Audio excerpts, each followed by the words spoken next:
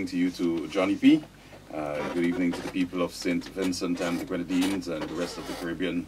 Those of you in North, South, and Central America, Asia, Europe, Africa, wherever you are, listening to NBC Radio and, of course, Star FM, where we are bringing you our first edition of Ask the Prime Minister Parliamentary Question Time for today, January 8 in the year 2015. And good night to you, Prime Minister, and welcome. Good night, Hans, and good night to the people of St. Vincent and the Grenadines. Happy New Year again. And I hope we are all having enjoyed ourselves over the Christmas New Year season and relaxed ourselves. We are ready again to get back to our respective jobs and to do our work. And basically to see how we can lift our own lives and those of our families and friends and the nation. I want to begin to talk tonight about a matter which a number of persons they've called the text. The question of how are we looking with the jobs in the new year? What is likely to be the case? Now, the main sectors of the economy, as we know, are agriculture and fisheries and tourism and construction and services, generally speaking, including educational services, telecommunication services, road transport, air transport, workers in the field of health and education and administration, banking and insurance, in all of these areas. Now let us address first some areas where we have seen a pickup in jobs. Industry. As everyone knows, just less than 2 months ago, the Eastern Caribbean group of companies reopened the Juicy plant, modernized it and rebranding, marketing. 40 persons in that particular investment have come back to work. Then in the area of agro-processing and other small manufacturing industries, I was advised that about 10 or so enterprises received what you may call the fiscal incentives under the law, amounting to 74 jobs. Then we look at what is taking place in tourism. First of all, let me say this. Apart from the general downturn in the world economy, which has affected jobs in the tourism sector, though we are seeing some pickup now,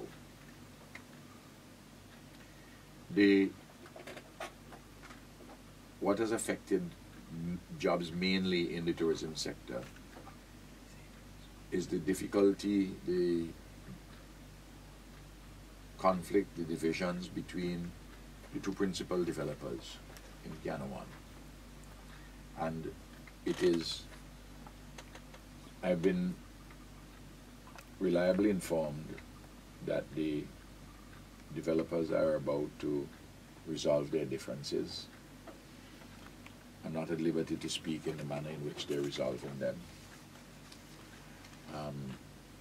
because they have some matters still to work out. As business people, they will have to speak first on it rather than me. But I'm hopeful. In fact, I'm more hopeful now than I've been for about 8 months on that particular matter. But when you take into account the developments in the north, with the building of the hotel and the hotel to be operated, the brand new top of the line hotel, and in the south, the marina and the real estate property development down there. All told, you had nearly 1,000 people working in construction. You know, it was a lot of people.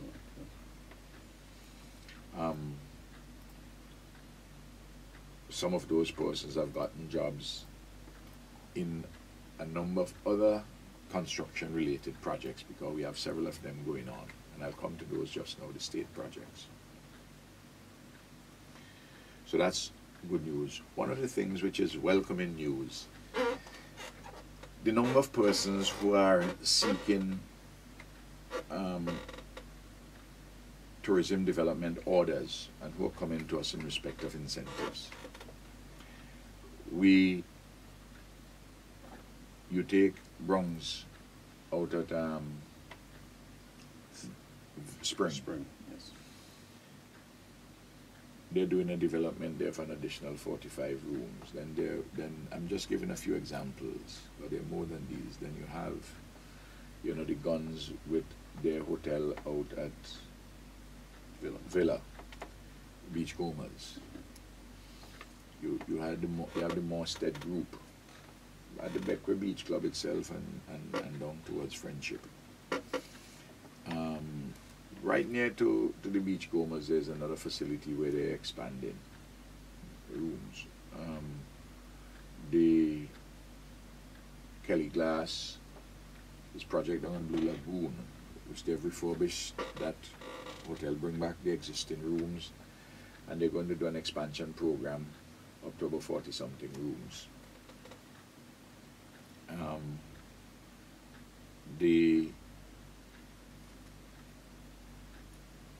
We have two projects which have received, one which has received the concessions already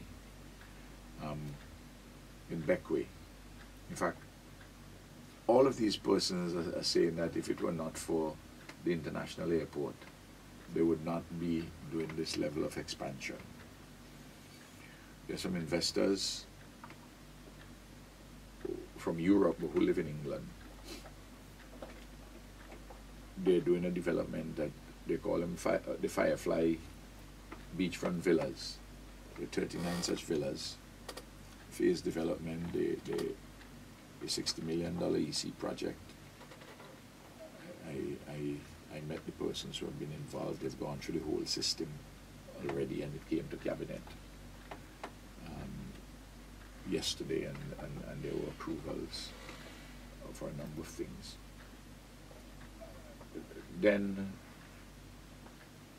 we have an approval which we have given in principle to go ahead for the discussion for the finalization of a memorandum of understanding for the development with a Canadian group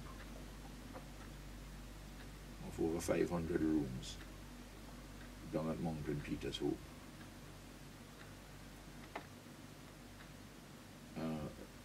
We want to see, and we are talking to them about whether they can get a brand name, a global brand name, an international brand name, to work with them, and they're very interested in that.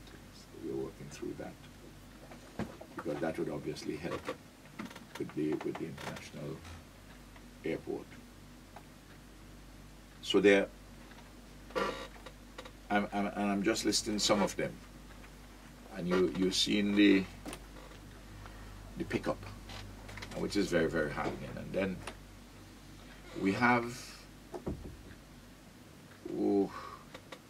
persons with houses, apartments, expanding, seeking to make available. There's a registration process which was going on in respect of, at the Ministry of Tourism, in respect of accommodating students for the four medical schools which we have here now. and also the proposed student teachers from Ecuador to learn the language of English as a second language. They're supposed to come in January, but they're delayed. They may not be here, it seems, until sometime after August.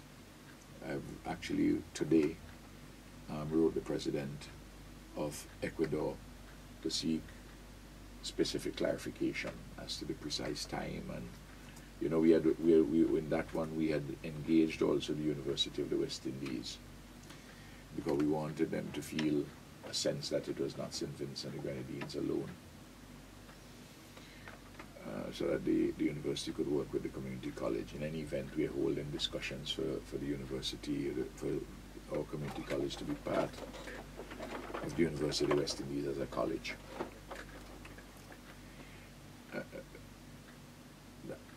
In agriculture,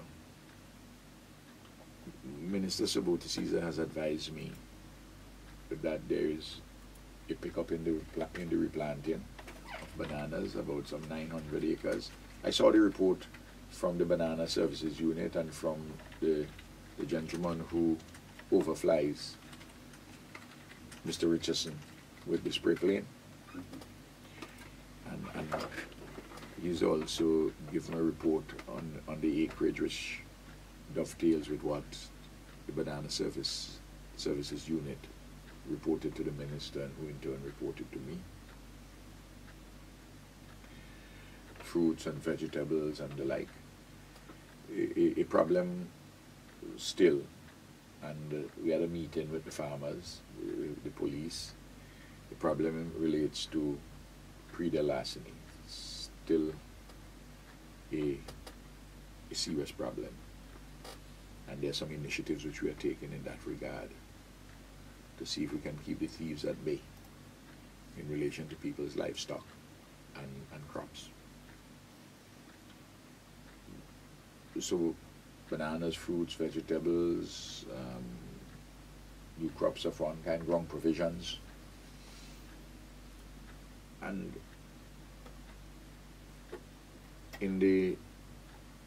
we met also the fishermen, the fisher folk, and they are talking about for the expansion. We are asking the fisher folk. We talked to the Chamber of Industry and Commerce today. They're very interested in exploring the government's proposal for them, for a private sector entity, and the Chamber is interested in giving it consideration to run the Kingstown Fish Market, to operate it, so that we can have a private-public partnership.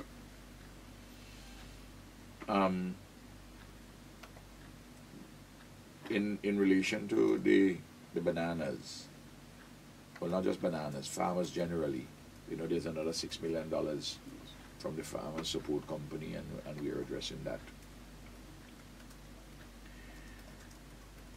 The owners of the Palm Island Resort came to see me today, at least the son of the principal owner, about expansion on the side of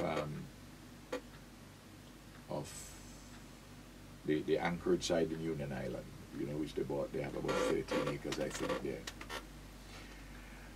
and they want to do some further developments there, and in fact in other places in St. Vincent, in the Grenadines.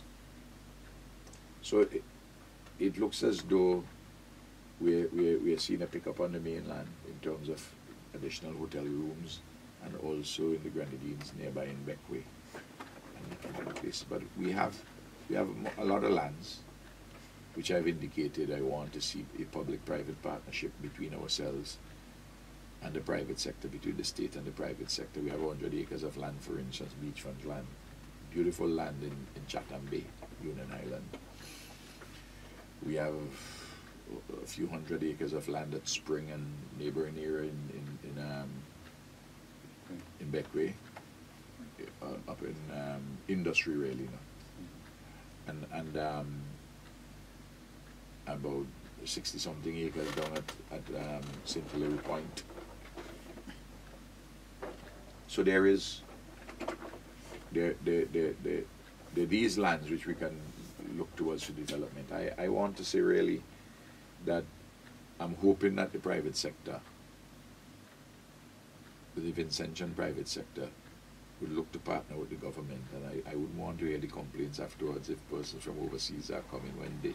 Of course, we welcome foreign direct investment, but I'd like to see a number of both Vincentians to come in to create wealth and also create jobs. In the state sector, we have a huge program of work, construction work. Let's begin with housing. Today I had a meeting with all the relevant persons in housing, and we have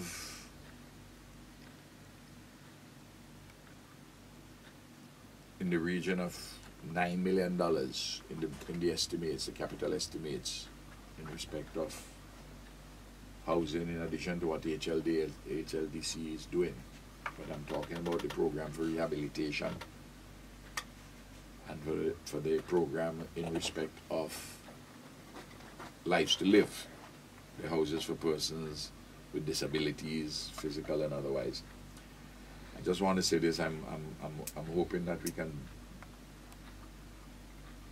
build about 100 or so of these timber houses, treated plywood houses, and we require labor for that construction work.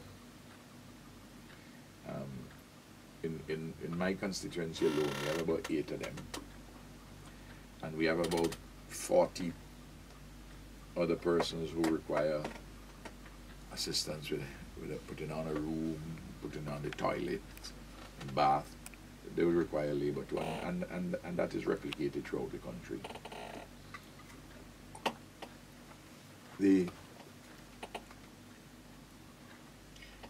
Then we have a big program. Well, let me just say, at the Argyle International Airport, we have about 400 Vincentian workers, 393 to be precise. We have additionally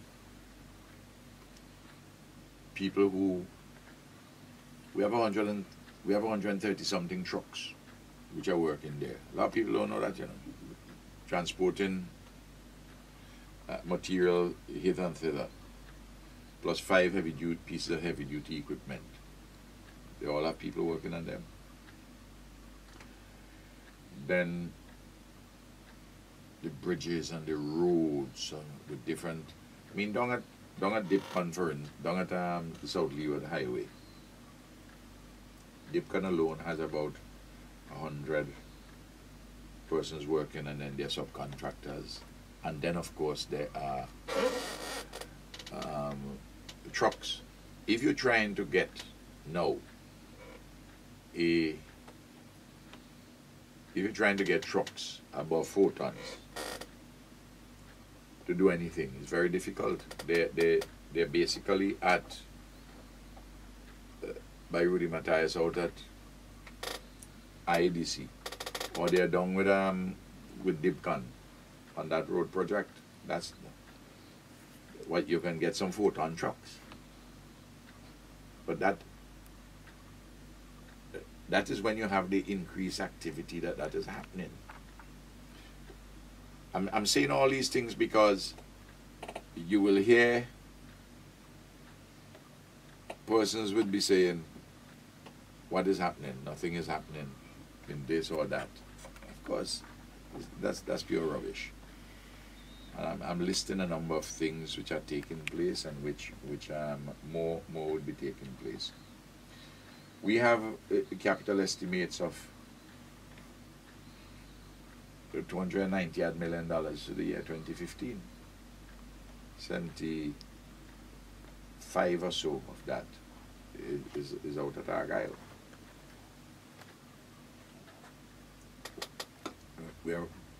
I've been assured, and I accept the assurances, that we'll finish the airport this year and we'll be open for operations. We'll be ready for operations. So that's that's in relation to, I'm giving you some things. I can't talk about everything, but I'm giving indicative information about the jobs. A big area which I think I must touch on, which people have called in about and people have spoken to me about. I'm not going to go over some stuff which Damien McTeer, for instance, was asking me this morning on another radio station. You know, energy is a very critical issue for our country. And people raise it. They call in on the different radio stations. The fuel surcharge, the price of gasoline and diesel and the alternative forms of energy, and people, because energy is vital for a country like any country for social and economic purposes. Without them, a modern society, and without energy, a modern society and modern economy can't work. You're talking about how, this is part of the lifeblood, really, of a country, to have access to energy, and for have it reliable, and to have it at a competitive price, to aid living and production. I have to say this. Vinlek, I tell Tony Myers about this. I said, listen, you guys are doing a lot of good work, but you're not hearing it. What you're hearing the conversation on is that you're all on the back foot about the extent of the fuel surcharge. Of course, the fuel surcharge is a matter which is directly related to the price of fuel at any one time. And we import the fuel.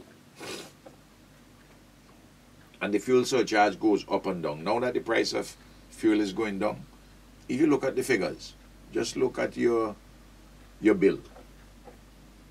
And anybody who's talking, if you have your telephone bills going back to August, let's take August. The fuel surcharge was 58 cents per kilowatt hour per unit. The fuel surcharge which you got for your bill in December was just over 40 cents per kilowatt hour per unit. Now that is a drop of over 30% between August and December. Well, November, you get the bill in December, but for November. If the price of diesel goes up, and particularly when you have the dry season, the fuel surcharge will rise, because if you don't put out the full extent of the 5 megawatts or thereabouts of electric power from the 3 power stations, the 3 hydropower stations, you're going to have to import more diesel. And if you import more diesel and the price is higher, or the price is elevated, you're going to be required to pay more in the fuel surcharge. And for persons who say, reduce the fuel surcharge but increase the base price, the persons who are advocating that do not think about this issue. First of all, it doesn't matter whether you put it on the base or you put it on the fuel surcharge. The total amount, it has to be paid, whatever is the total amount. But it's worse for the consumer if you put it on top of the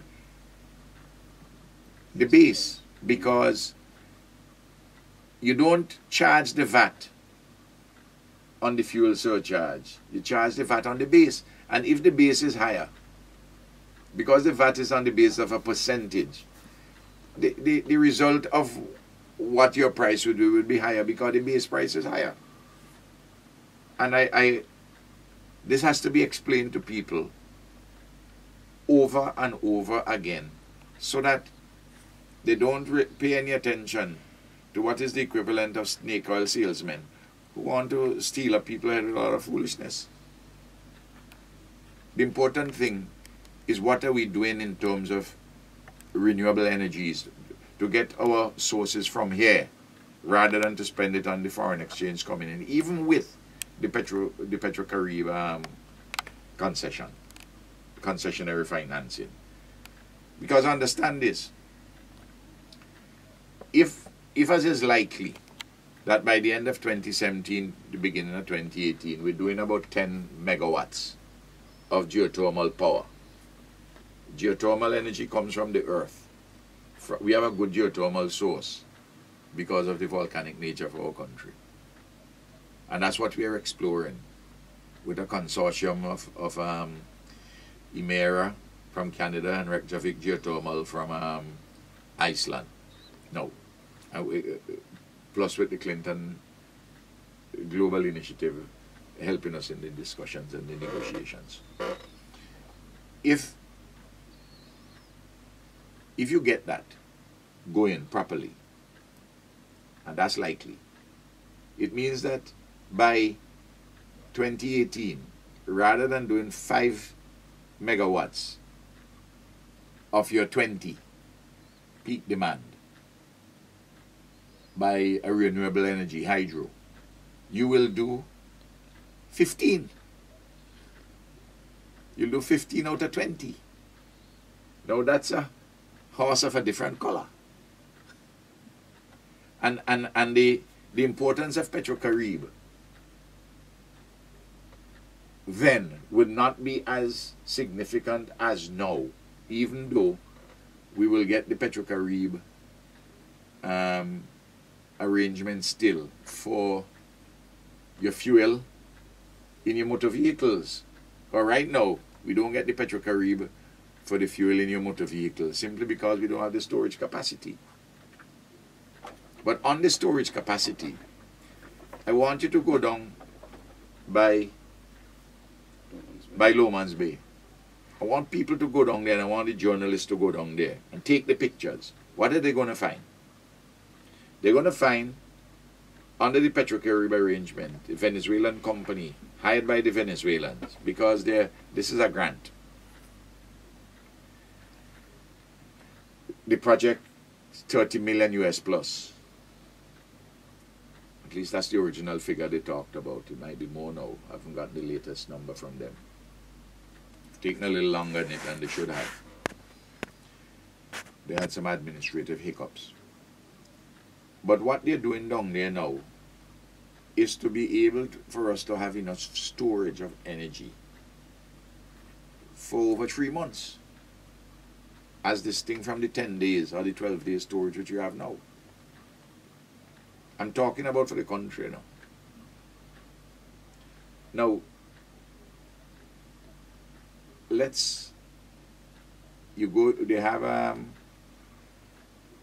have two 10,000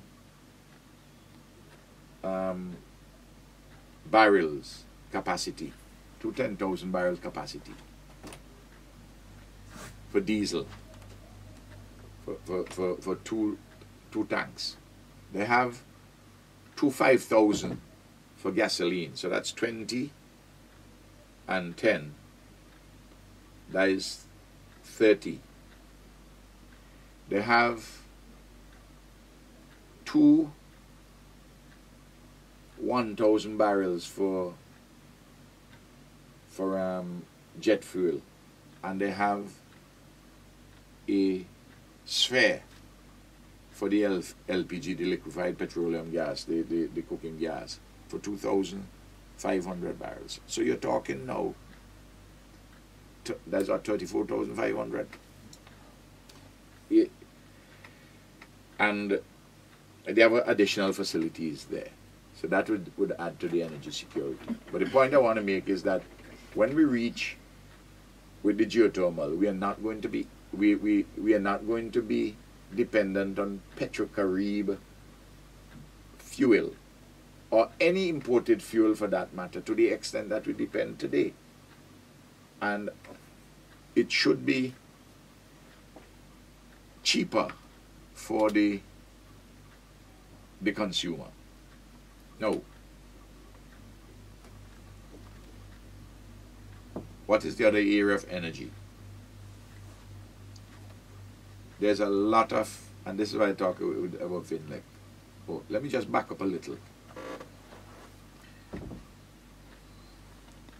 You know, when people live and when they think of things, they take the storm as nothing, you know. Even though the storm killed 12 of our citizens and caused damage and loss of $330 million, they think it's a joke. They could just, oh, it's a storm, huh?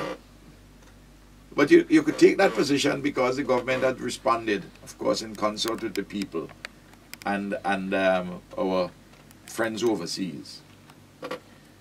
We have responded in such a robust manner and frankly speaking, effectively, to address housing, to clean a lot of the roads, the drains, to be doing makeshift things with the bridges and so on and so forth. But in the case of Vinlec, remember what I just said to you about the price of the fuel surcharge, particularly in a dry season. And January to May is the dry season. There was very little, there was very reduced hydro in the first 6 months of last year. You know why? In fact, there still is reduced because the Richmond plant is still not in operation and would be in operation sometime after the first quarter of this year. The South Rivers plant came back in about a month, just over a month. Yes, because it had relatively minor damage. But the 3 units down at Cumberland were damaged. Vinlec suffered over $9 million worth of damage and loss, you know, from this, what they had to address there. The 3 units came back in phases. In the first half of the year, the last one coming back in June. I think one came in April and one came February or March last year. And they have spent, at the moment, up to now, $2.5 million in restoring. In fact, they have more money to spend down at Richmond, for the simple reason that Richmond, they wanted to do a rehabilitation project at Richmond in any event. So when the damage took place, they said, listen, let's do everything one time.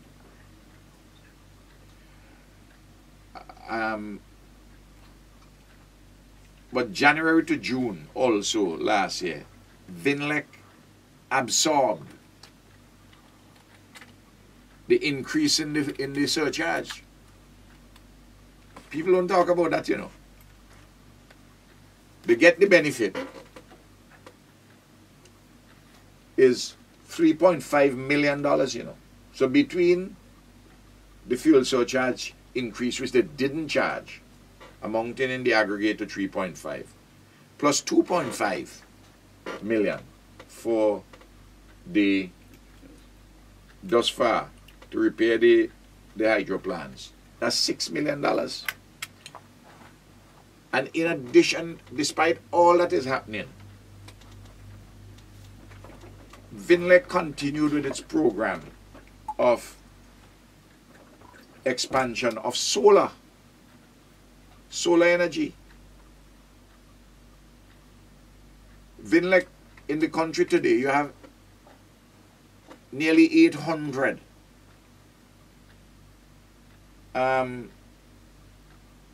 kilowatt of solar PV installation. Of course, it doesn't deliver, that installation doesn't deliver 800 kilowatt of power. It would deliver in the region of 20 or a little more than that, simply because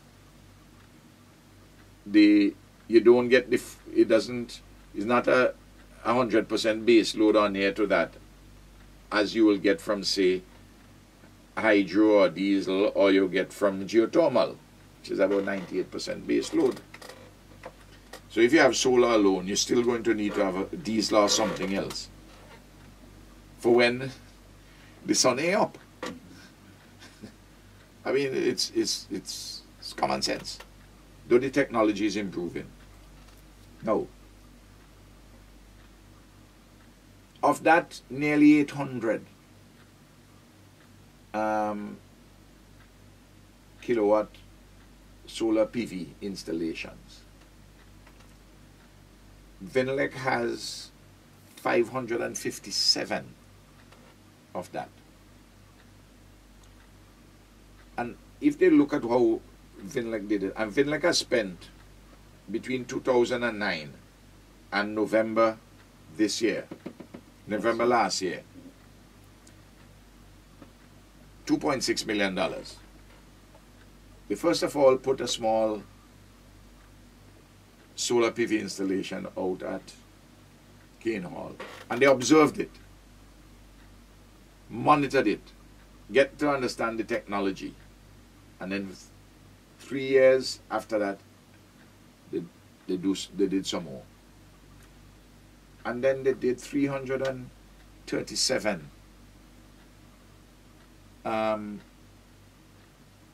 kilowatt solar PV installation. Down at Lomans, they unveiled it in November. Now, what's interesting about that? They did not use any outside expertise to design, manage, or install that 330 something kilowatt solar installation, solar PV installation, photovoltaic installation.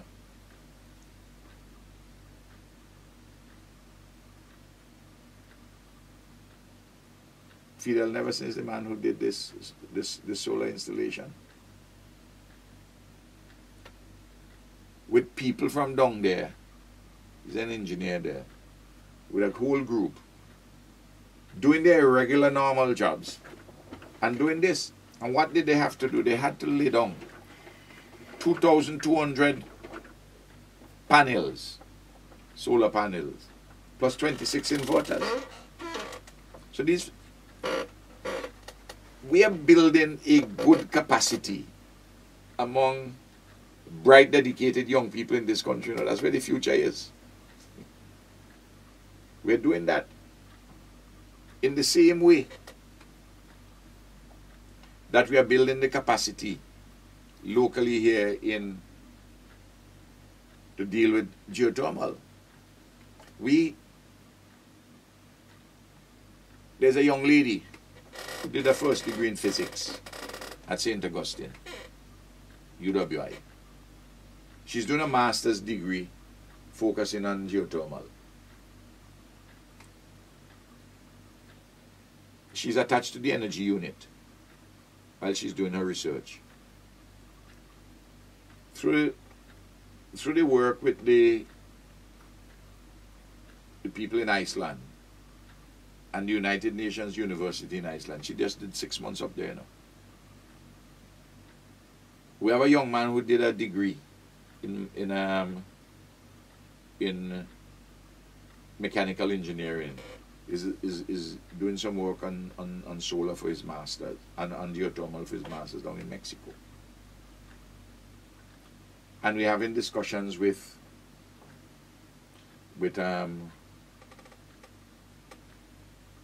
Japan and New Zealand to have people go to them, to their universities, on the question of building the capacity in geothermal, because I want our young people, bright young scientists, to be involved in this matter in the way Fidel is involved in solar, and other people involved in other forms of energy. So this is a big this matter of energy efficiency and renewable energy very vital. And in terms of energy efficiency, we have done a study of 79 government buildings. And we want to put solar on them. There's a 10 kV on top of the financial complex, the administrative center. We want to do one at, we're looking for the money to do something down at Milton Cato Memorial. A few other buildings we want to start with, 79 of them. At Argyle, they're looking at 1.5 megawatts of solar installation out at Argyle. And Vinlec and the IADC are talking about that.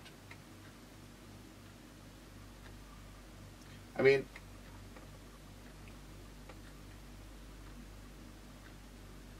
Thornley just wrote me a note today because I was asking him about a particular firm, one of the biggest firms in the US, to deal with installation for solar, and they had come down and a team came. And they were looking at 18.5 cents US for the kilowatt hour of production, and with an increment every 2 years. And Vinlec, they tell me they're producing at 12.5 cents US, what they have. So these guys are doing good work, you know. I'm not saying that they don't have, look, we are all human beings. We have problems, we have faults, but I'm talking about, look at how they're going. Now I began here tonight by talking about jobs, the productive sector. There are many more things I could talk about that, and I certainly will talk about them in the budget speech. But we have also talked about energy. Two big issues. There are others we can talk about, but we have to give people a chance to call. I want to say I also got a letter. I haven't gotten the response yet. There's a gentleman who wrote the office an email, asked the Prime Minister about a matter concerning somebody who graduated in law, even did the bar, and they're still at a particular grade. Apparently they did it from the public service now, and they're still at a particular grade rather than going on. But I will suspect that that person, whatever they grade now, will get the graduate allowance. But I'll find out what are the specific details in relation to that person. And they left their number, so I'll talk to them personally too. But I asked the public officials to give me the answer, but they haven't given me the detailed answer in his particular case. In any event, I wouldn't want to call his name. I'm just hoping that the lady from Park Hill, remember the lady who called in that in weeks 46 and 48, she had over $1,000 for the bananas. Well, I didn't ask her for her number, her name or anything, but I know I would have been able to track her down. So I saw her and I gave the information to the ministry, and I'm hoping that she gets her money, because we had agreed that we'll still pay that. It's a small residue group. That's not the responsibility of the government. We take on the responsibility. That should have been the responsibility of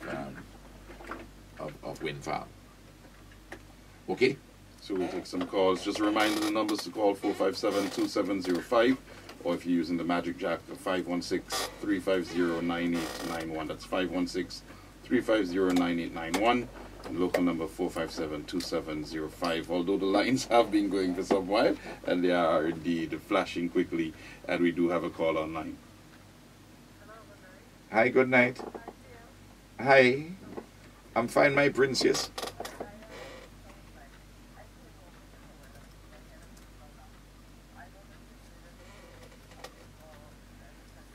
No, you can ask. This program, what happens? People will send letters, emails, they'd make calls, they'd leave messages, say, listen, I wanted to talk about what's happening about issues of jobs? What about energy? So I was talking about those. I just want to say this. I want to read this letter from DG Cell, or at least I wouldn't read it. It's a letter dated December the 1st. They're making reference that they discussed with me at the recent meetings. Digicel is committed to establishing a call center in St. Vincent and Grenadines for the purpose of providing a cable TV and broadband help desk facility in support of their regional rollout of these products and services. They're going to, they should be up and running sometime by June this year, and they would employ about 50 persons on a full-time basis. So that I suspect a number of those bright young people who have a facility with IT and who were disciplined and the like. I just mentioned that. That's an additional one when we are talking about the jobs. But I don't know what you want to ask about, sister.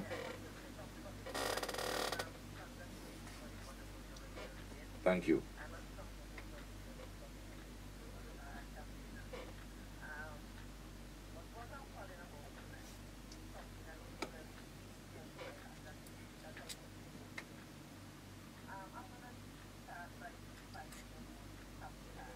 Yes.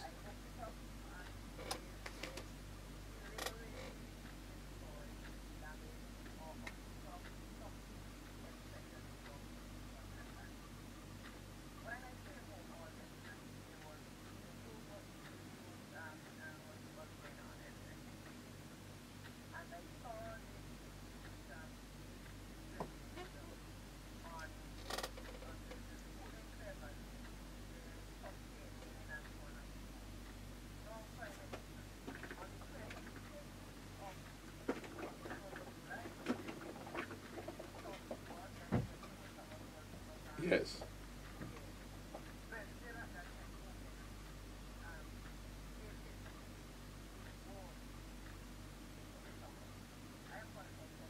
Yes.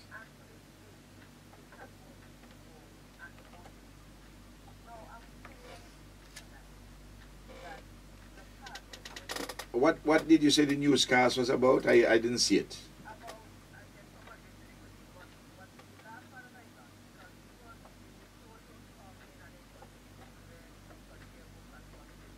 Where was this event? If I may, Prime Minister. But wasn't this some Christmas party? No, Oh. this was a donation from I think it,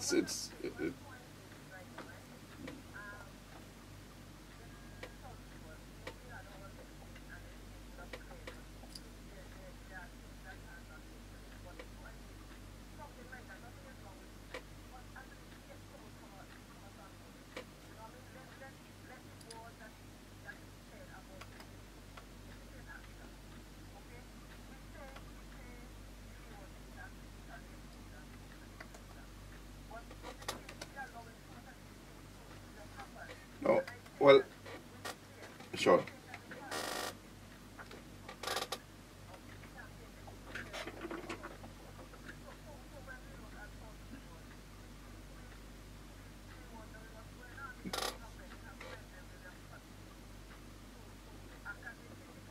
No. I don't think we must read. I don't think we must read more in it than is necessary to be read. I was trying to explain to Yes. him what it was. It's a donation from I believe a relative of Mr. Slater, deceased. I remember the surname, Slater Joseph. Yeah. And they sent some stuff down, some barrels with some different stuff. And I think he was the person they probably asked to distribute it. Yeah, That was it basically.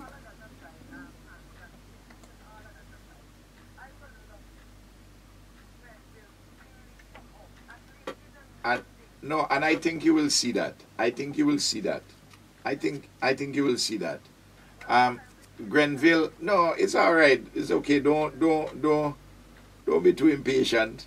Grenville has given his commitment privately and publicly in terms of the support for the ULP candidate is Jomo Thomas. If Grenville had been the one who was selected, Jomo would have given him the support. No.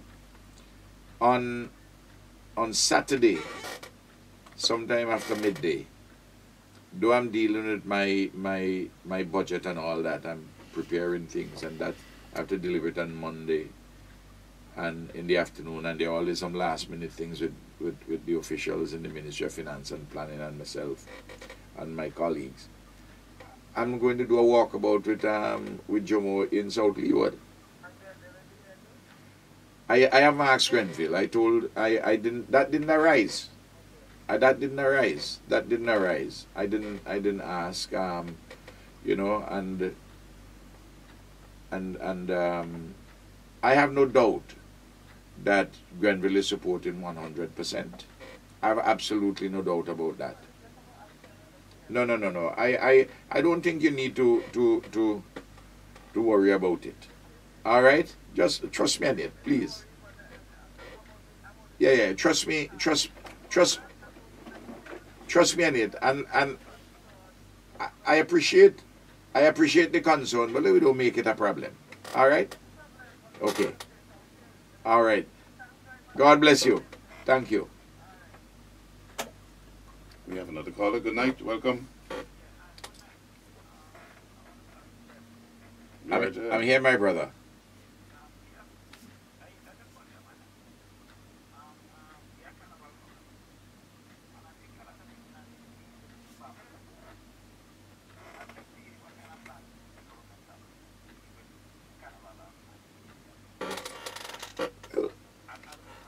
No, but I would have thought that the CDC was performing creditably over the years. Hans, you're on the CDC. Yes, I'm an advisor to the board. Yeah, and well, you could probably talk more directly to the brother. But I want to say, first of all, you know, we are very committed to Carnival and to all the components. Calypso, Mass, Steel Band.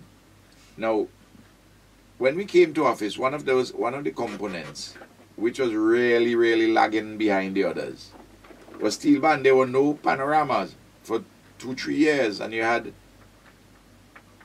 2-3 steel bands in the country at the time. You had Potential in Calaqua, you had Starleaf, of course, and you had Sign Hill Euphonium. The young people, many of them who were associated with the Girls' High School and other bands, who had formed Eurythmics, didn't have any pants. In 2001, I organized for pants for Euphonium and Eurythmics. We had a panorama involving Starleaf. The first one, after we came in 2002, there was not enough time for 2001. Starleaf, Sign Hill Euphonium, and Eurythmics. Sign Hill, the Vinlake Potential from Calaqua decided to stay out of it. Of course, they're very much in it. Now, what do we have? We have Senior Panorama, we have Junior Panorama, we have so many community bands, we have so many police youth clubs and pan sites connected to police youth clubs. We have about, I don't know, 15 of those youth pan sites, community pan sites. We have what, 8 or so. You'd remember how many went into the Senior Panorama, and it's blossoming. I don't know what particular aspects of the matter which our brother who called is talking about, and I just want to say this. You know, there are people in. I can say this just because I don't live on Mars. I hear that fellas want to be on CDC because what they could get out of CDC and so on.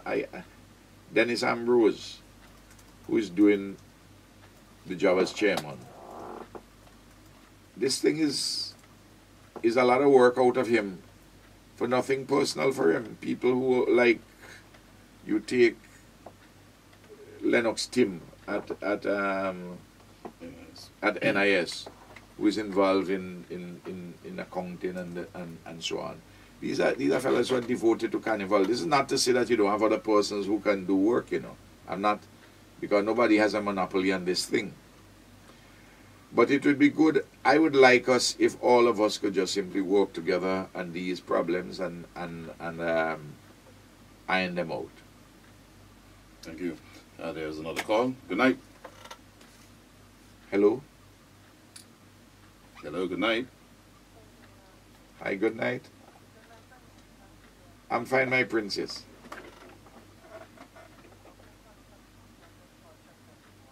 North or South Central Windward?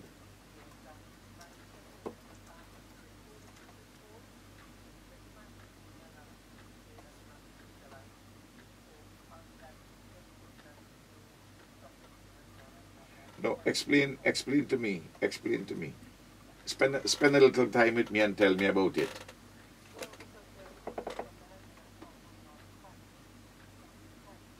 Yes.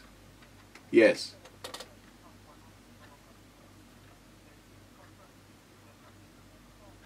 Okay. So what you're making the request is for the Greg's preschool, a preschool into the primary school. There's space in the primary school. It seems like Oh, we lost her. yeah. But I think that's the point she was making. Yes. Okay. Now I'm very happy that she has raised it, and you know, one of the things, and I'm so pleased that the sister called about an issue like this. And I always like to put things in context as to where we were and the journey we have come.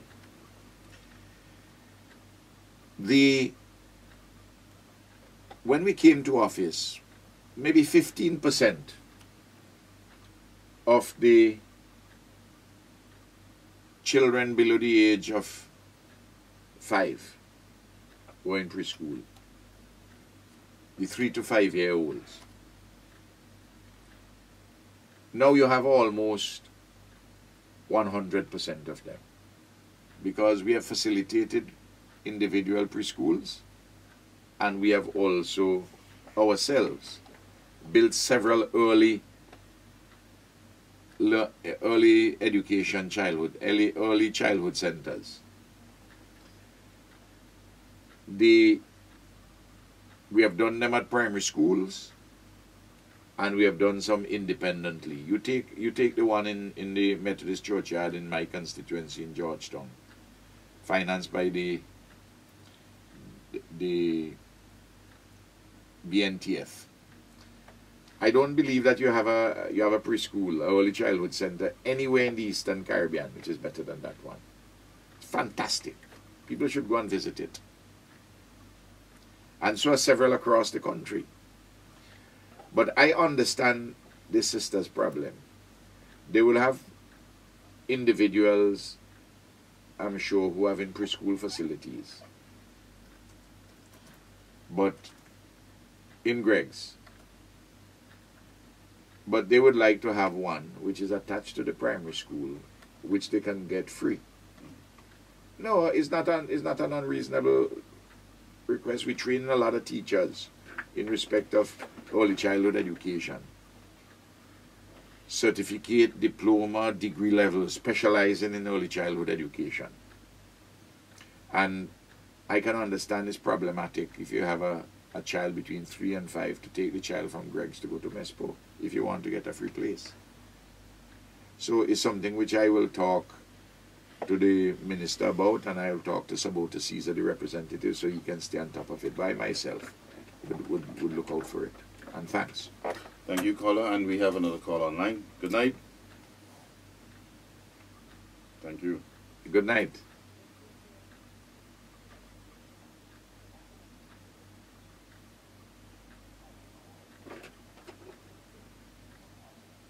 Yes. Yeah, that is what Clayton told me, and what is happening is this. Did they restart the did my brother, the contractor, restart the work? I'm asking you. Okay, because I was Camilo and Clayton put quite a bit of pressure on me in relation. We had owed the contractor some money, and I didn't realize that.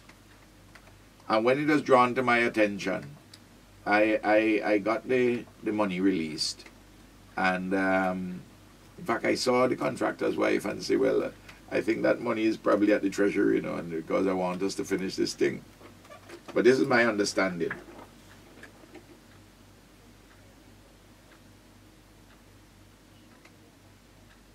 Who is that?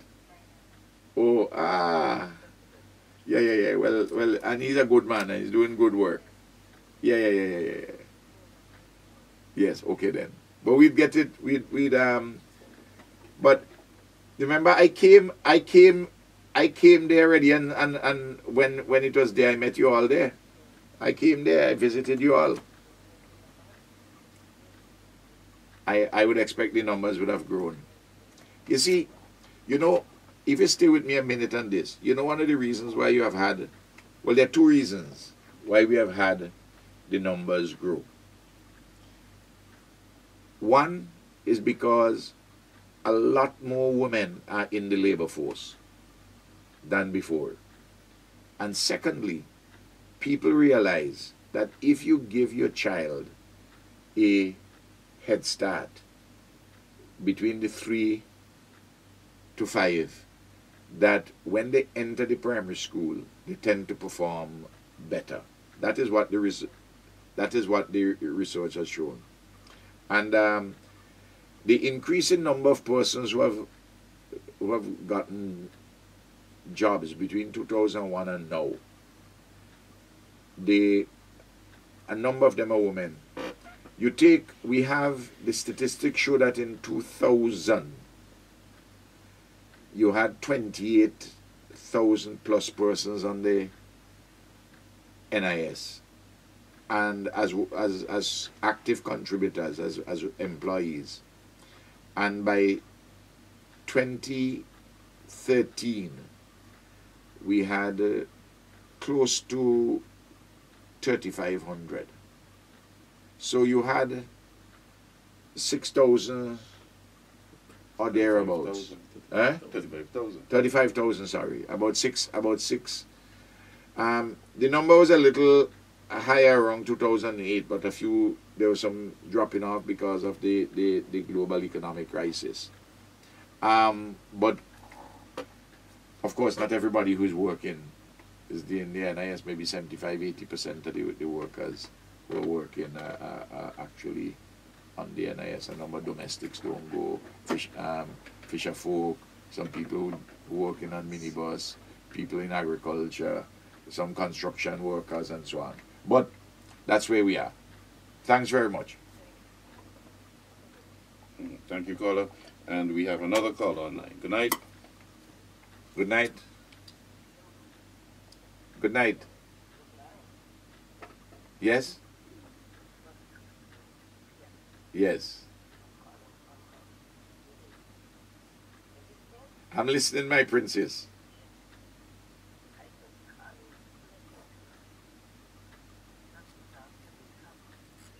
What happened?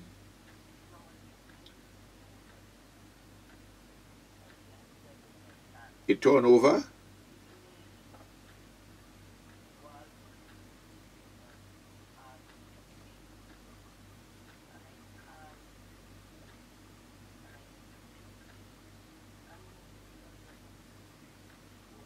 When is that? When that took place?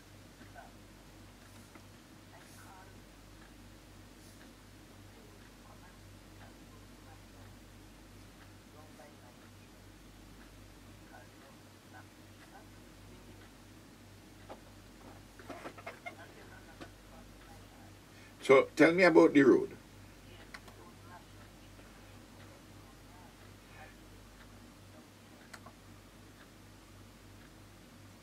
Is the wall that break up?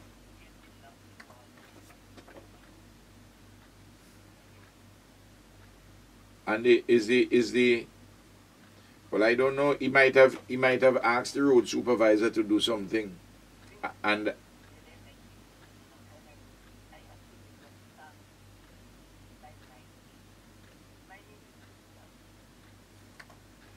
yeah, Saboto. Well, I don't know. It's unlike that because he might have gone in Hadley Village and you didn't see him. You hear what I say? He might have gone in Hadley Village and you didn't see him. No, but I would expect him to have been there any time before Christmas to now. I would have expected that. But yeah, but and I say I'm sure that he probably would have spoken to the senior road supervisor. But I will inquire about it tomorrow.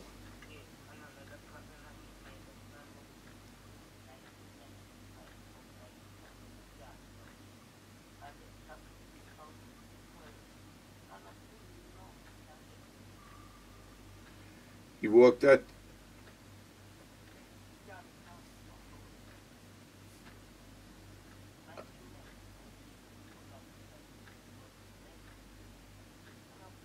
well, I'm writing he worked at Tongwood, Georgetown from 1995 to 2012.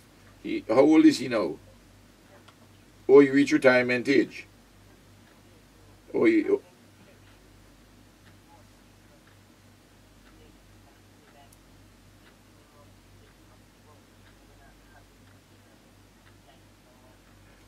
and not get severance. Where he was working before he went to Georgetown. No. You see, he went there from 1995. If in 2015, if it's 2015 now that he's 73, you see he's 73?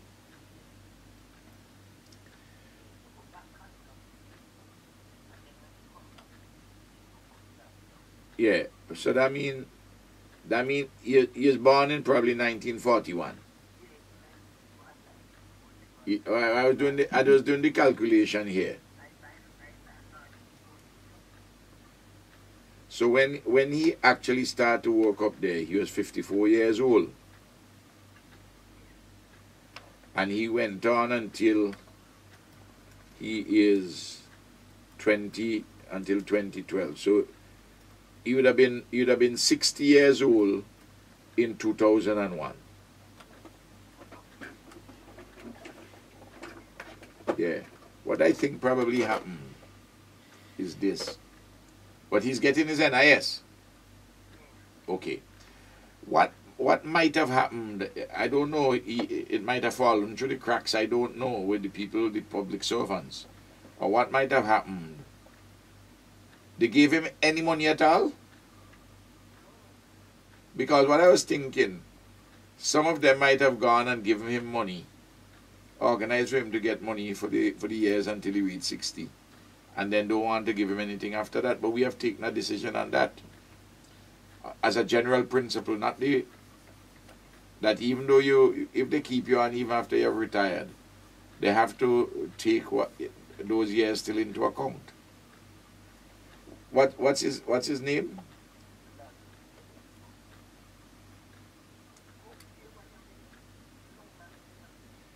When I was at by the school. Yeah.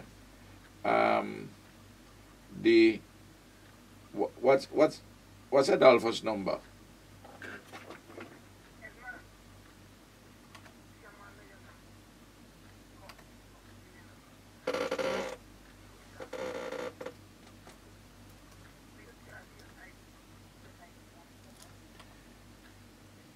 I don't need the ID card thing now. I just want his number because I will talk to the people relevant and give them the number. Phone number. Phone number.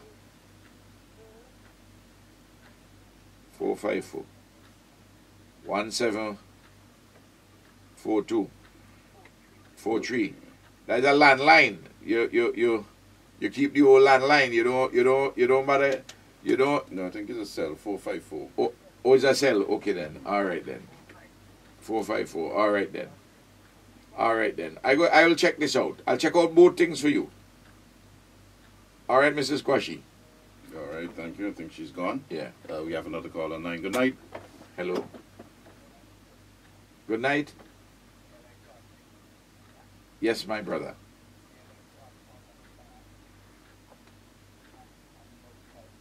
Health.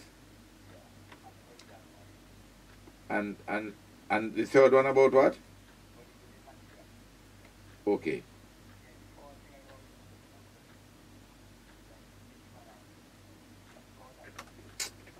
You know, the point is this. If a man is supposed to be intelligent and he talks such foolishness, I mean, I'm sorry. I mean, look,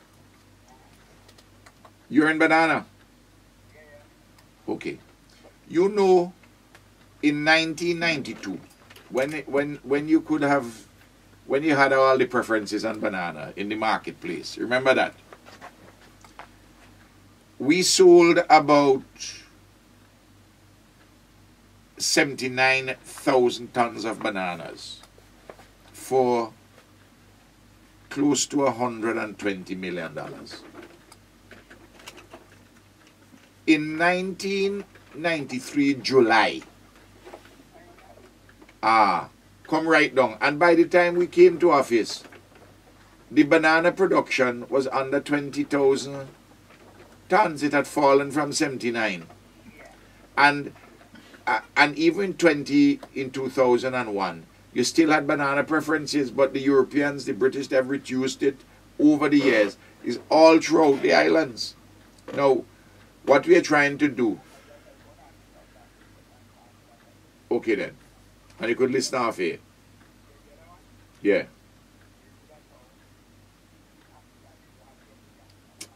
Okay, well, I will answer that you two off here.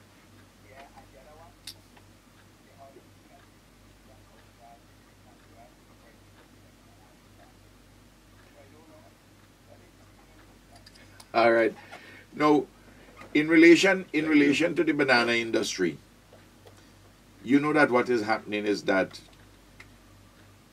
the problems of the marketplace in the United Kingdom, the reduction of the preferences, you don't have in the competition issue is a very sharp one. So what is happening is that people are producing largely for the regional market now.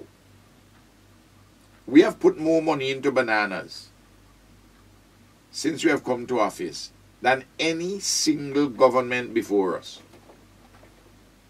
But the point is this: we gave support, income support. We give rehabilitation money.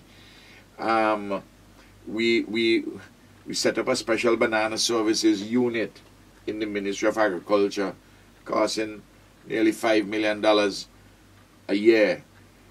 Last year we give $6 million for farmer support. About 1,000 farmers got money from that. This year we have another $6 million again, and so on and so forth.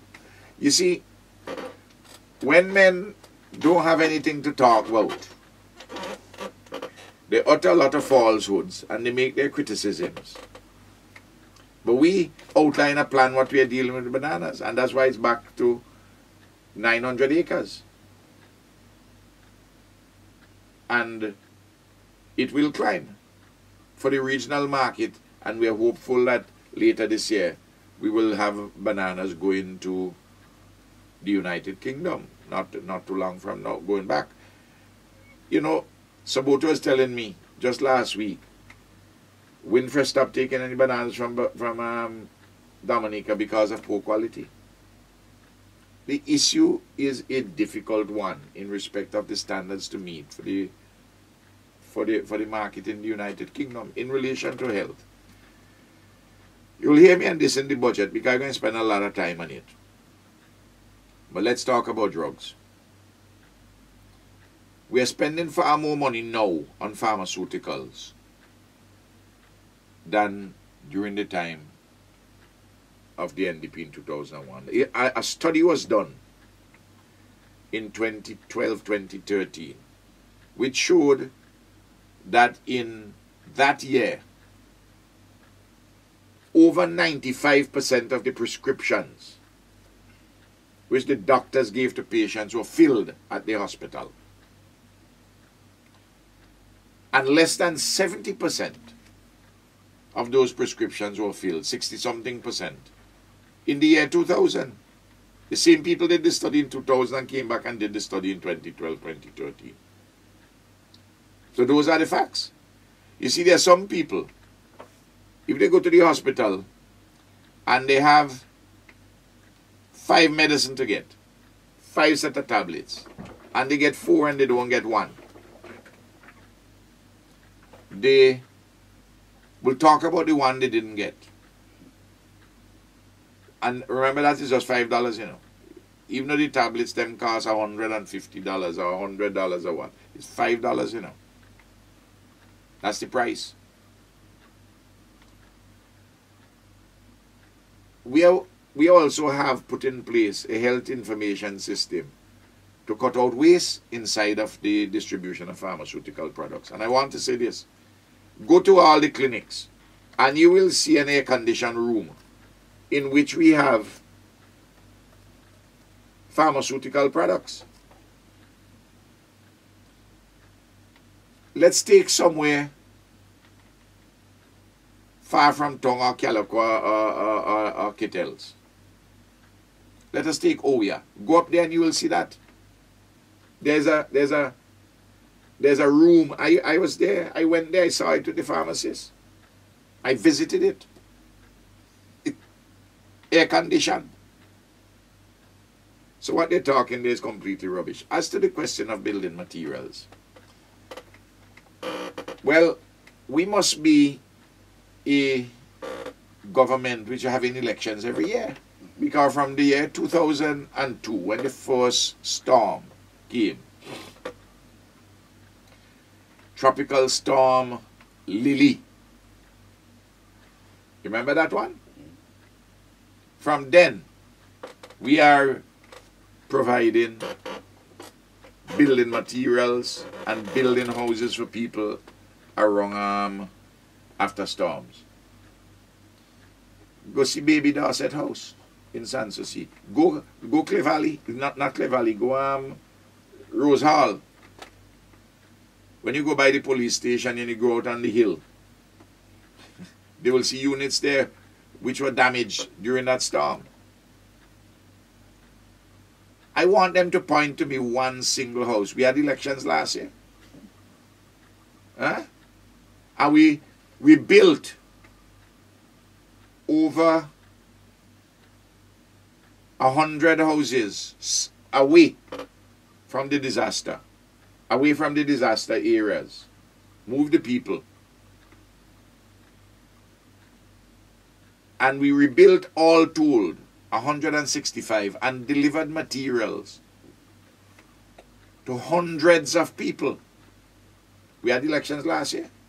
We are simply taking care of people. Did we have elections in 2011 when we did the same thing? It's not the first time we're dealing with distributing materials. But because they didn't have a proper housing program, they were not taking care of poor people. You see me? I want everybody to know this. I'm not wearing it on my sleeve, but it comes from my heart, and I'm applying my heart to wisdom. I believe every single word in Psalm 41. The psalm which tells us that those who consider the poor, some editions, some different versions of your King James Version, I think say poor, another new translation said weak, who consider the poor. The Lord would look after you in times of trouble. And He will protect you. And He will hold your hands in everything you do. That's why He's holding our hands with the airport, you know. That is why He's holding our hands with the community college. That's why He helped us to hold this country together in all the difficulties, the storms, the problems with the banana regime. In several other countries, governments coming and going, you know. But he has held our hand.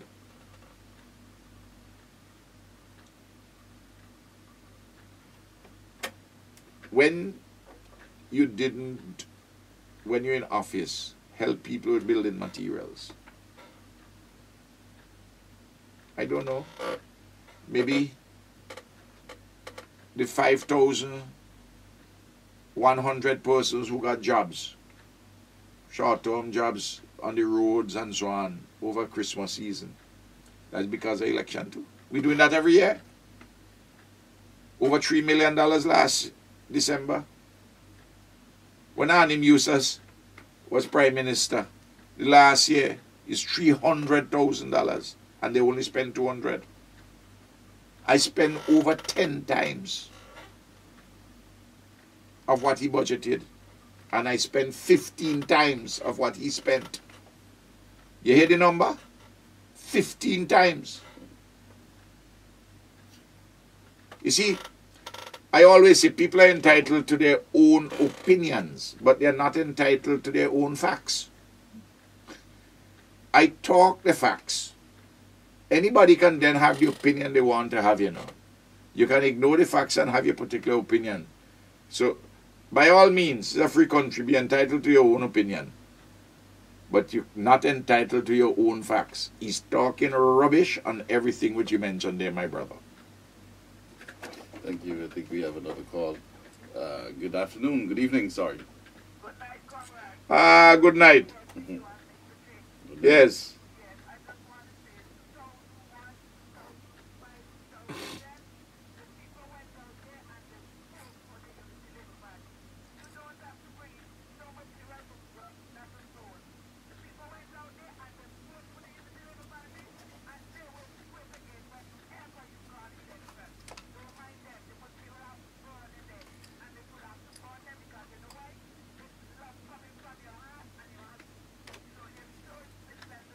But it's over 12.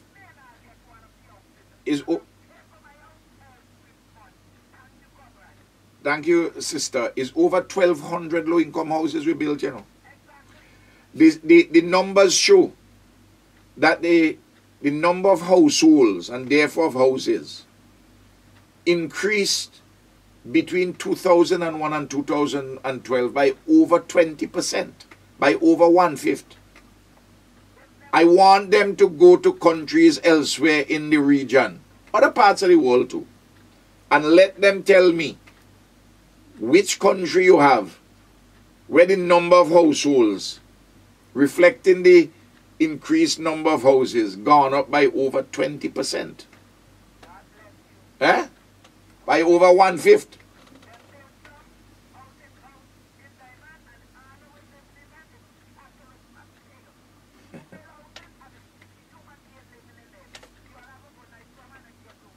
Good night, Lavon. Thank you very much. Thank you. Another call on. Good night. Hello. Good night. Yes? Yes.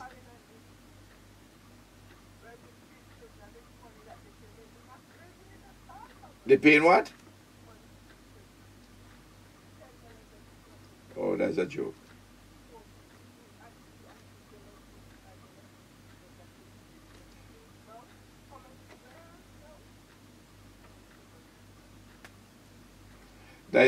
That is, you feed them where out of Bayabu? Or you feed them at Stubbs? Okay. All right. All right. Thank you. Fine. All right. We have a next caller. Good night. Hello. Good night.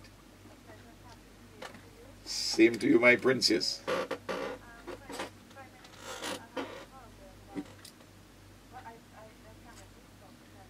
Okay, well, what you do, Gamaya? Call Angie for me at my office. And well, tell Angie. Well, good. But the number for Angie is 456-1703. 1703. Yes.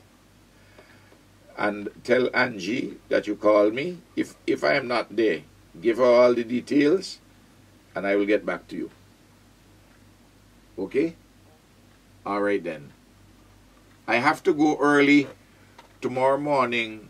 I'd tell you call me there, but I have to go early to see somebody about 7:30, 7:45. And I don't know how long I'm going to take then.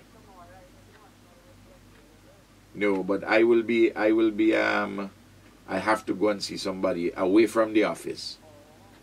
And then I have to get back to go to a monetary council subcommittee conference at the central bank in town.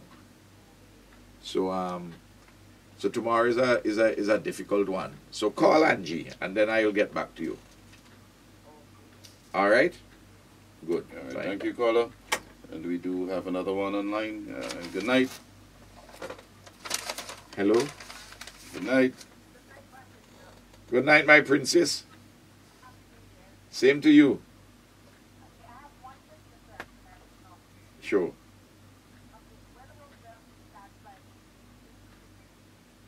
Well, I'm hoping that we will see that happening in the last quarter of this year.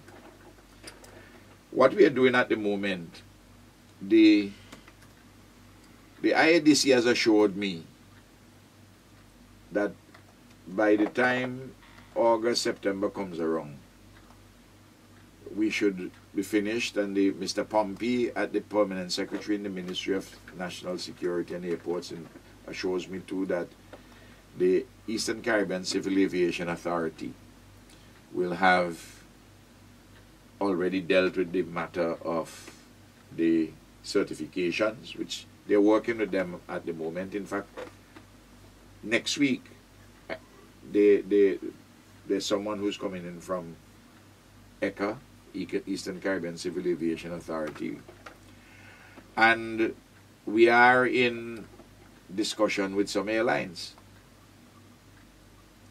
and I'm hoping that in the not too distant future this year that we'll be able to sign agreements with a couple of them about the flying to St. Vincent. And that's why I was talking earlier about the expansion in the hotel rooms, and we still need to do more expansions. Okay? Another caller. Good night. Good night. Good night. Good night, my brother. Yes, man. Yes.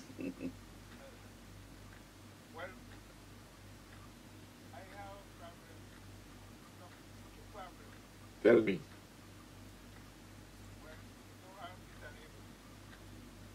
Yes. Yes.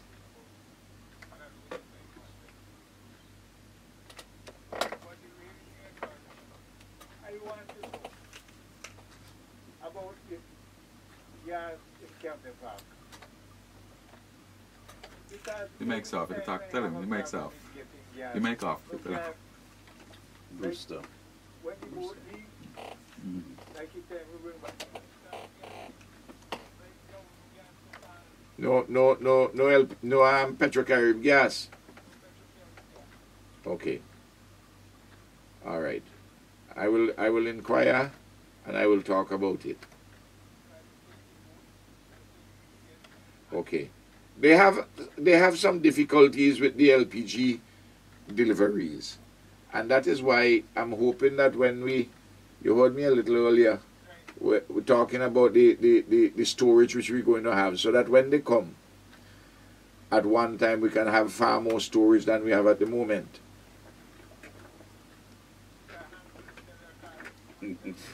That's why I'm here smiling, because Okay. I know that's the topic that you normally Okay. call about. So that's one.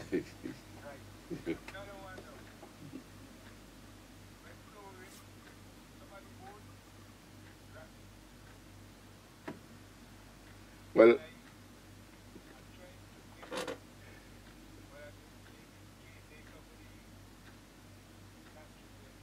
yes.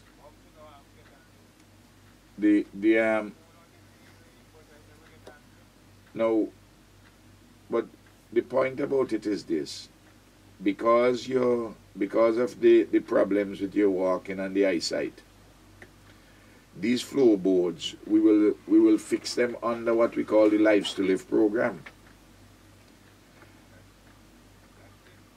No, we go the where your house is now? Huh? No, brother B. I just want to know.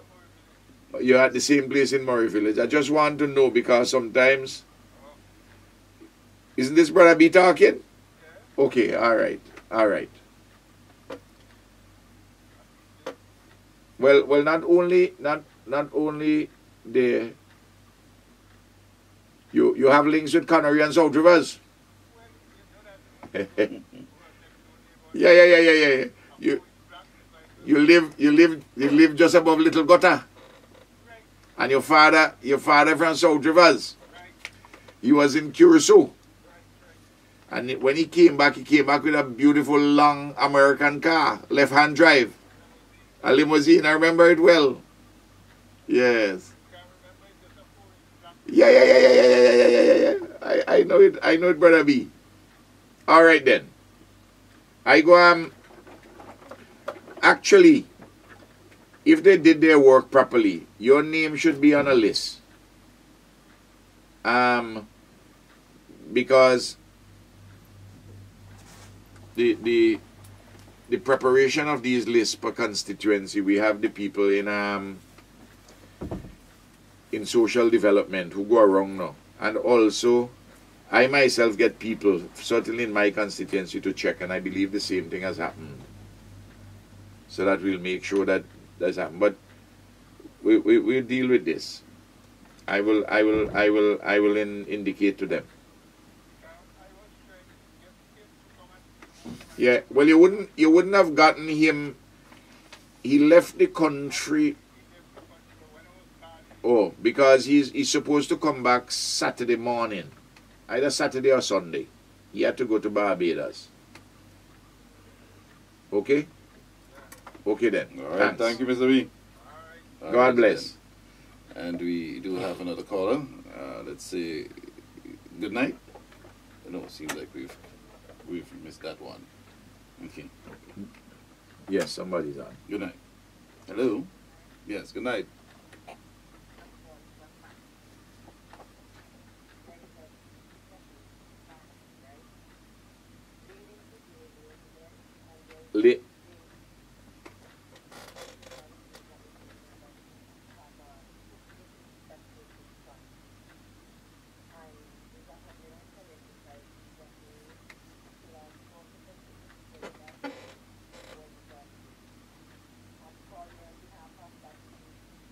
No, this is going up Valley Road, and that is Suzanne voice. You could try and talk dicks as much as you want. I find it out, girl. Eh? All right, well, as you know, I know about it, and I spoke to people since, and we will, you know, there are a lot of tracks like that, eh? No, I'm saying there are a lot of tracks like that all about, but I know about that piece there, and we're gonna sort it out. Yeah. All right, my love, you take care. All right. Okay, I got a text here, Prime Minister, that Brother B is on the list. Brother B is on the list. Yes. Well, Brother B, you hear that you're on the list in relation to the Lives to Live program. We have another caller. Good night. Now, let me just pause and say this while the caller comes on. You see, once you have a system and a structure. Good night. Good night.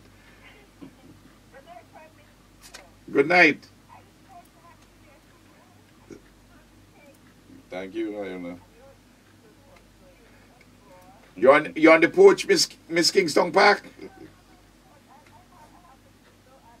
You're inside. All right there. Good night. Happy New Year. All righty. Thanks. And I think we have another call. Good night. Hello. Hi, good night. Yes?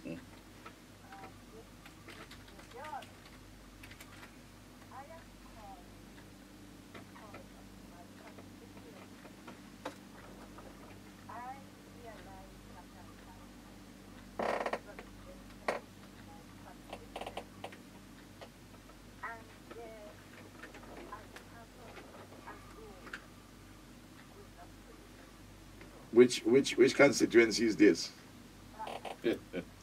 He didn't recognize your voice.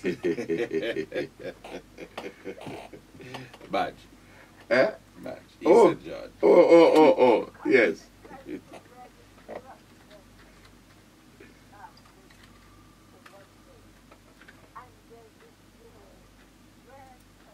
Where that road is? In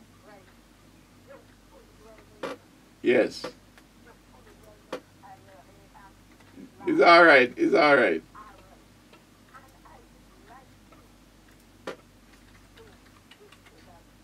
Okay. Okay.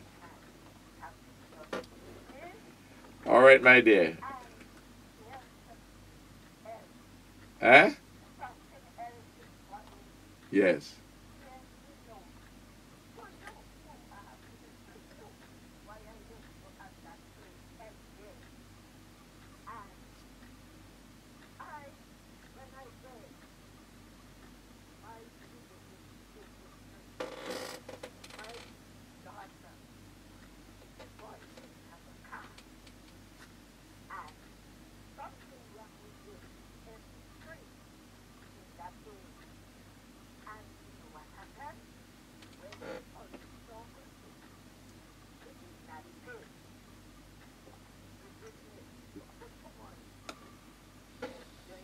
Yes.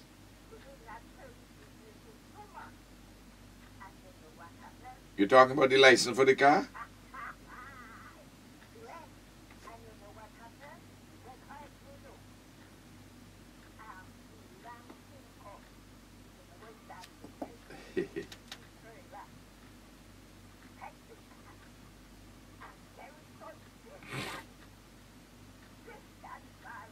This is in America.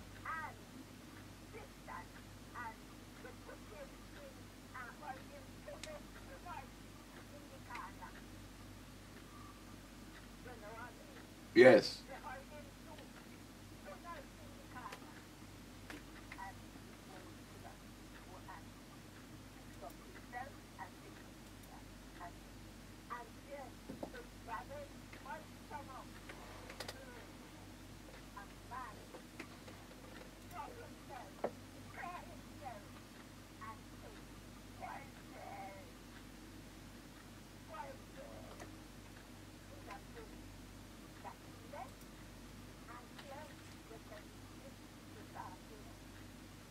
No, but you see, the point is this I want to make. I'm glad you raised it. This. I do not get involved one way or the other with matters of prosecutions. That's the business of the police, and that is the business of, when it reaches him, the director of public prosecutions. No. But what I am concerned about, and what I raised the issue about, the narrow but important issue, how is it that somebody could be driving a vehicle without a license for 5 years? And I have asked the officer superintendent, John, who is a good man, to get to the bottom and to provide me with an answer as to why this is so. No, he's a good man. This one is a good man. No, but this one is a good one. And I know him since he's a little boy. So this one is a good one. But he is the boss for traffic, and he has to provide the answers. He has given me a word of mouth answer partially, and he's getting all the information to give me, because you see, the thing is this. The part which, for me, when it comes on vehicles on the road, is not just the question of not having a license, but not having an insurance. Because you see, if you knock down somebody, who is going to take care of the person who you knock down? And if the person whose vehicle it is, or who's driving, if he or she doesn't have the means to take care of the person after the person knocked down because there'll be no insurance. That means that the person will have to have the invalidity, they get a foot break, they don't work for the time, or worse, if they can't walk at all afterwards. You know, or even worse than that, God forbid, if the accident was to result in a death of someone, and that person is the breadwinner, and of course, a life is lost. An important thing is lost, a human life. So that I am that's the part which is very serious from a public standpoint. The other thing about when a vehicle is not licensed, when it is old, when it is more than 3 years old, it means that it's not getting any inspection. So you don't know whether it is roadworthy. There are all of these questions. That is why you have the systems. And let me just say this. We have in this country, and I want to put the thing from the issue which concerns me. I say, first of all, to make sure we collect the revenue, and secondly, the matter relating to the insurance. We have about 80 miles of highway in the country. The Windward Highway, the Leeward Highway, and the VG Highway. We have about 400 miles of secondary or village roads, like the one you talked to me just now going up to the Methodist Church in Brighton. And we have about 250 miles of feeder roads, and those feeder roads, more than half of them not paved or have any concrete or anything. Dirt road now.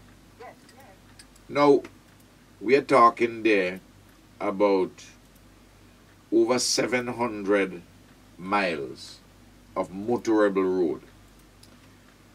The only money that we collect from driver's license earmarked for this year is $10.5 million from over 25,000 vehicles.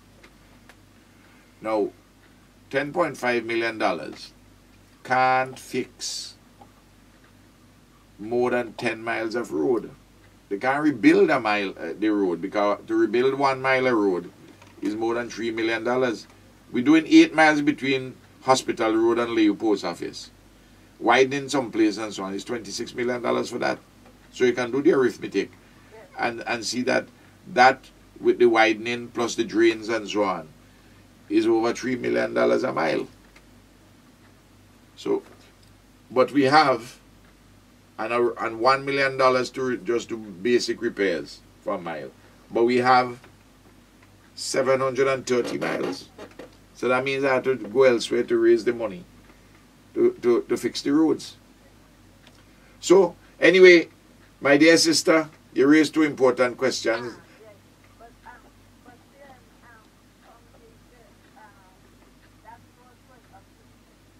Yeah. I know, that's why I say it's a secondary road. That's one the dirt road is the feeder road. That's a secondary road. That's why I refer to it as that. Not a main road, it's a secondary road. Not a highway. All right, my dear. All right. Yes, No, but all the secondary roads need to fix. That's the point. That's the point I'm making. God bless. God bless you. Same to you.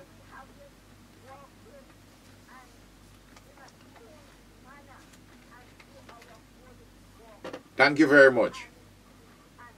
How's your new candidate going on in the area? You making progress?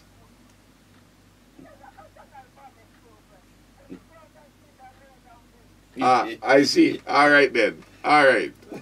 All right then. All right, good night. Yes, we have another caller. Good night. Yes. Good night. Good night. Thank you very much. Same to you.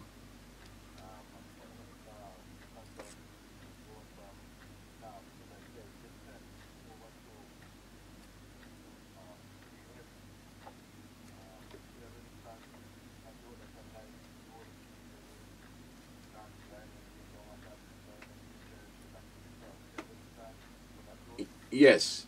I'll tell you what we're doing I want to tell you what we're doing with roads this year. If you bear with me, you can listen here or off here, whatever you want to do. All right. We have about $50-something million in the budget this year for roads and bridges. But even that amount of money, which amounts to almost 20% of the entire capital budget, which is a large sum of money, we still, the roads which you're touching, you have many still untouched. Okay? That's on the capital side. I'm giving Bragsa $13.5 million. They will do some patching. But the particular piece of road which you talk about needs some more work other than just patching. Some parts could patch, some parts you have to do over. I know the road. And I had a discussion with the IADC. The chief engineer, Julian Francis, who is the Minister of State responsible for Bragsa. Rudy Matthias out there at IADC, the Cuban engineers, the Director General of Finance and Planning. We are getting, hopefully, by the weekend, to start next week, to put, because they're 97% complete with the earthworks. So some of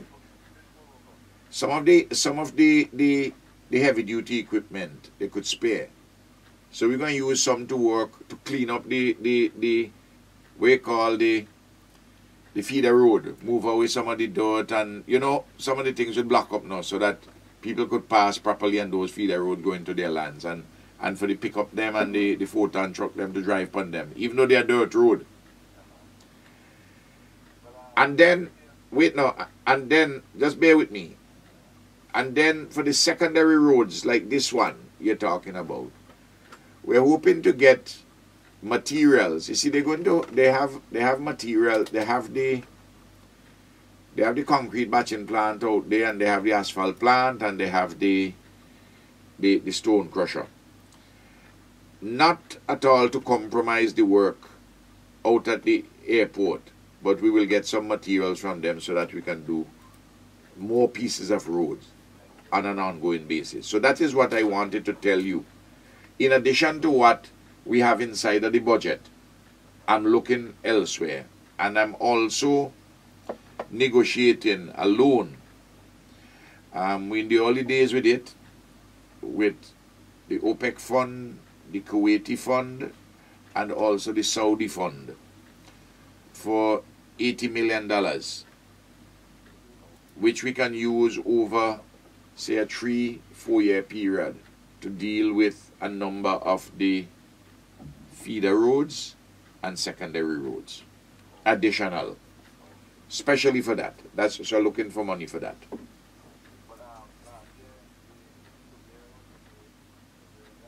Yeah. Yeah.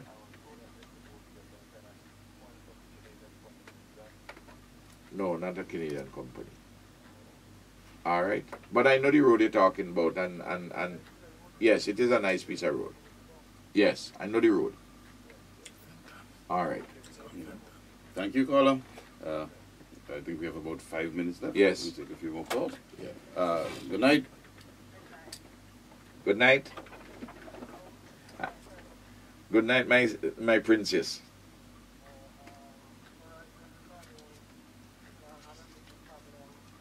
Oh. Well, what you going? Oh, is a young man? Oh, I didn't hear. A lady called first. Yes. And then you came on. Now, what you need to do for me, you must call, telephone my office, 456-1703. Telephone 456-1703. 1703. And call and you'll speak either to Angie or Ruth Ann. One out of the two of them you'll talk to. Either Angie or Ruth Ann, and they'll take your message and I will get to you. 456 1703. Yeah. What job you looking for?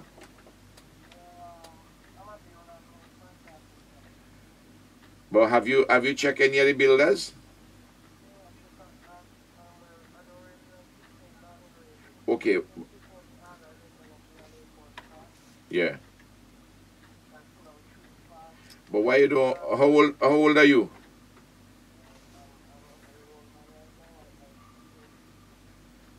You're a young man.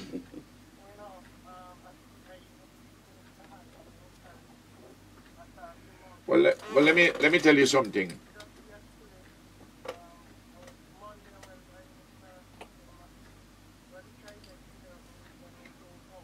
What's you want to tell me your name? Okay. Tell me. Everell. And you live in where?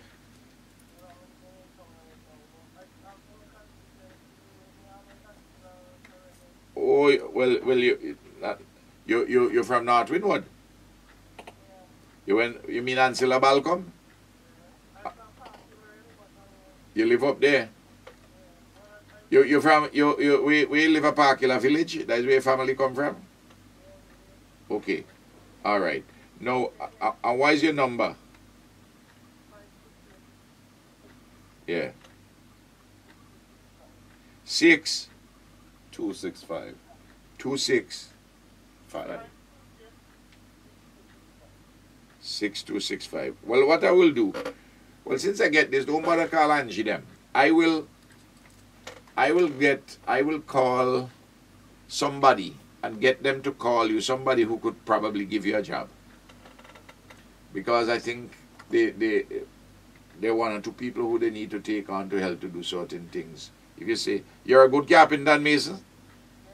All right.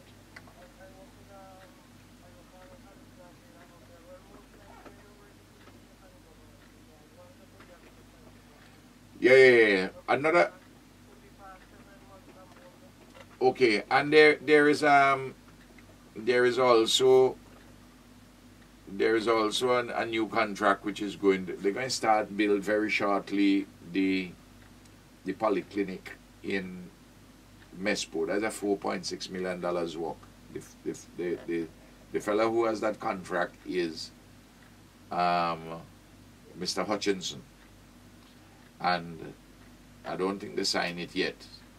But I mean, he will have some workers too, but I'm sure he might be taking on other people too. But I will call somebody who from where we might be able to get something. I'll talk to them and later touch base with you. And if you don't hear from them, you could call Angie and Newton afterwards. God bless you, Everell. All right then. When last you been up by Ancilla?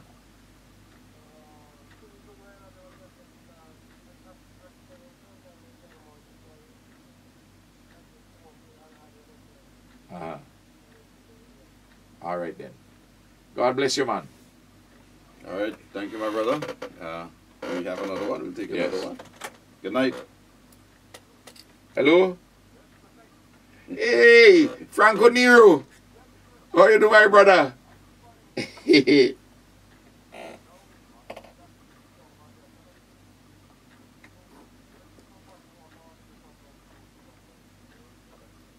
Yes.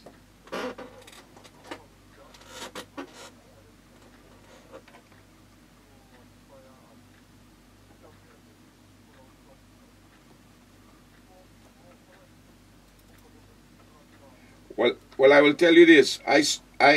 We going to need people in the Lives to Live project, because many of these persons are going to need bathrooms, toilets, and so on.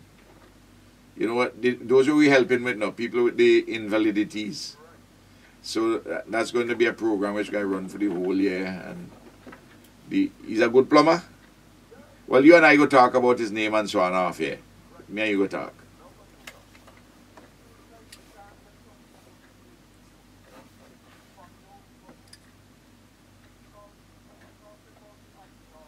Yes.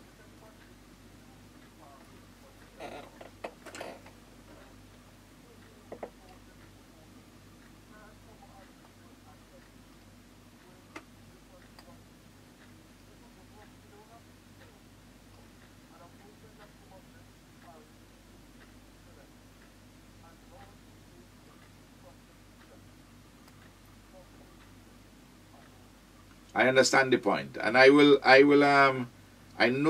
the particular instance you're talking about, and I will talk to the brother.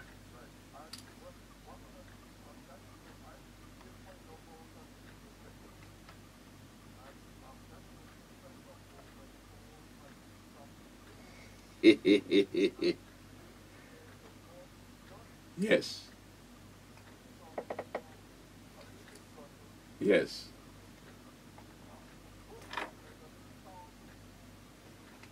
Yes.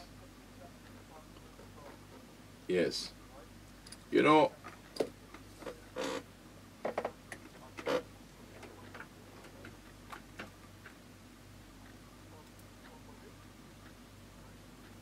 you see, Frank, in this business in which I am, the business of representation, it's simply, it's about three things. It's about governance, it's about politics, and it is about humanity. The reason why I say this, the humanity, it just has to come from inside of you. And yeah, it has to come from inside. And then the second one is, you can't be so consumed in government that you forget the representational politics. Because you can do very well in government and you don't pay sufficient attention to the representational politics, and people could feel that you're a little too big for your boots. People could feel that you ain't touching them sufficiently, and they could teach you a lesson. So I always preach there are three things: governance, which relate to the government; the representation part is the politics; and the third thing, which it comes from that, humanity. Yes.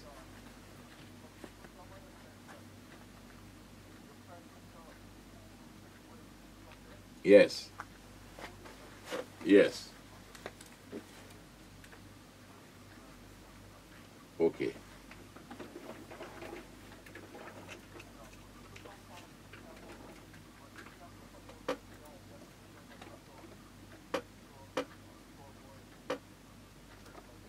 Okay. Yeah, well, I went in, but I will check it out, because I will tell you what I do, Frank. Every call that anybody makes about whatever, I follow through. I write people. For instance, all these pieces of roads, I'm going to write either tomorrow or on Saturday, so that get on Monday. I write Julian, who is the Minister of Bragsa, the repair ones now. And the others, which are the bigger ones, I write the Chief Engineer. Because, and I follow up with other things, because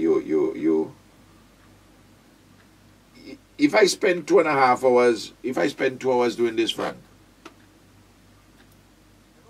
I must spend an hour at least following through on the 17, 18, 20 people who call. Otherwise, it doesn't make sense.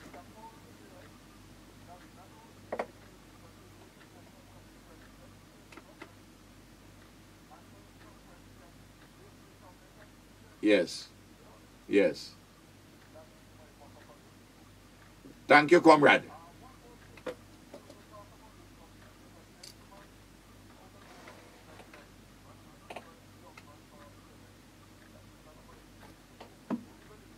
All right, then.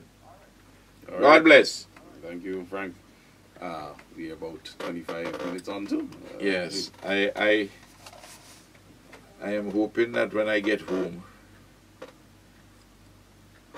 Eloise is waiting up for me. I tell her to wait up. But if not, it's life. And because I have a lot of stuff which I have to review tonight. When I go home, my budget speech is basically completed. I've written it all except for one short piece, which I hope to get done between tonight and the morning, but I want to read over one or two of the other things. But there will be one or two little corrections I have to make, editorial changes and the like. So that when I leave office tomorrow, I leave those who are doing the production of it physically, you know, and give me maybe sometime on Sunday for me to give it one final going over before the delivery. It's quite well, this is 14 I'm doing now, you know, so it's not a piece of cake, but you get the rhythm, you know. You know this, in this business you could watch fellas who bat for the West Indies, and you know men who never make hundreds before, not accustomed, even though they top, even though they have them high up in the order. And then you look at other men, you know that they have been accustomed to making hundreds, and you see how they build their innings patiently. You look, for instance, Shanchapal when he's building an innings. Recently, young Braffett and Marlon Samuel, or those who are watching Steve Smith for Australia, or Kohli for India. I mean, he made a fantastic 147 during last night. I mean, he's for those for another discussion. I should go home. I want to thank everybody who called, and thank my brother P, who operating on hands, and God bless everybody. Thank you very much, Prime Minister. Thank you to Johnny P too, as Prime Minister said, who is in technical control. And of course, the lines are still going crazy. Calls are still trying to come in, but it's just about 23 or so minutes on to the 11 o'clock hour. We will be back with you sometime soon for Ask the Prime Minister Parliamentary Question Times here on NBC Radio and the Star FM.